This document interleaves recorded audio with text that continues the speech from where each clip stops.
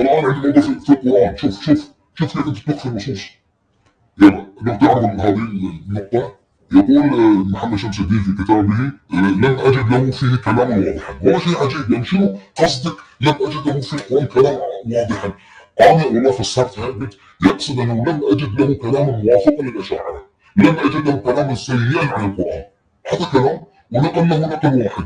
مشكلة النووي سبحان الله عندك كتاب كامل عن القرآن، التبيان في عدم حملة القرآن، عن تعظيم القرآن وعن أجل القرآن. استفاد يتبع مرارا وتكرارا. يقول لي لم أجد له كلاما واضحا. شوفوا الكلام الواضح الآن. بعدين بقول لكم هذا يا جماعة، شوفوا هذا النقل الثاني، شوفوا النقط هذه ثلاث. تعرفون خنجر أبو لؤلؤ وشهرتين، هذا خنجر بثلاثة. كل النقاط هذه فيها حج، والحج يؤثر على فهم النص. ماذا نسمي هذا؟ ما ودي فيها عن علمية، بس بقول هذا جريمة في حق النووي. يقول قرأت ما حطيت، هذه أطم ترى، هذه أطم أنك كتمت وحرفت كلام النووي. أنا ظنيت تقول لي ما عندي، ما قرأت. أهون عندي، لكن تقول قرأت بعد. عظم الله أجورنا في الأمانة العلمية. والذي يسمع كلام الشيخ حسن يظن بأنه إنسان شريف طاهر عفيف، ليس كباقي مشايخه المدلسين المتلاعبين بالروايات.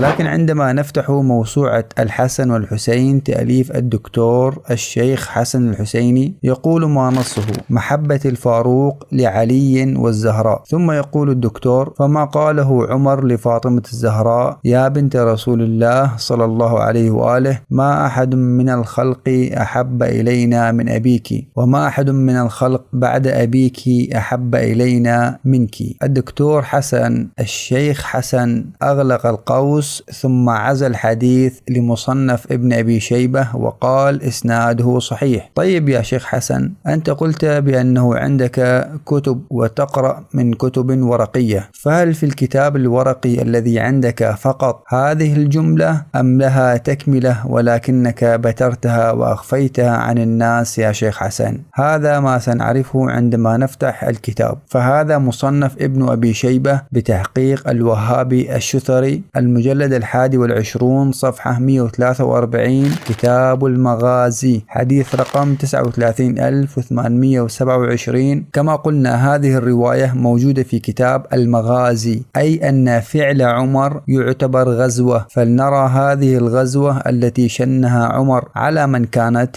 بسنده الصحيح عن أسلم قال أنه حين بويع لأبي بكر بعد رسول الله صلى الله عليه وآله، كان علي والزبير يدخلان على فاطمة بنت رسول الله صلى الله عليه وآله فيشاورانها ويرتجعون في أمرهم. فلما بلغ ذلك عمر بن الخطاب خرج حتى دخل على فاطمة فقال: يا بنت رسول الله صلى الله عليه وآله، والله ما من أحد أحب إلينا من أبيك، وما من أحد أحب إلينا بعد أبيك منا. هذه الجملة التي نقلها الشيخ حسن وترك ما قبلها وما بعدها. فلنكمل. يقول عمر: وأيم الله ما ذلك بمانعي إن اجتمع هؤلاء النفر عندك، أي في البيت، إن أمرتهم أن يحرق عليهم البيت. قال: فلما خرج عمر جاءوها، فقالت فاطمة: تعلمون أن عمر قد جاءني وقد حلف بالله لأن عدتم ليحرقن عليكم البيت، وأيم الله ليمضين لما حلف عليه. فانصرفوا راشدين، فرأوا رأيكم ولا ترجعوا إلي. فانصرفوا عنها فلم يرجعوا إلي حتى بايعوا لأبي بكر.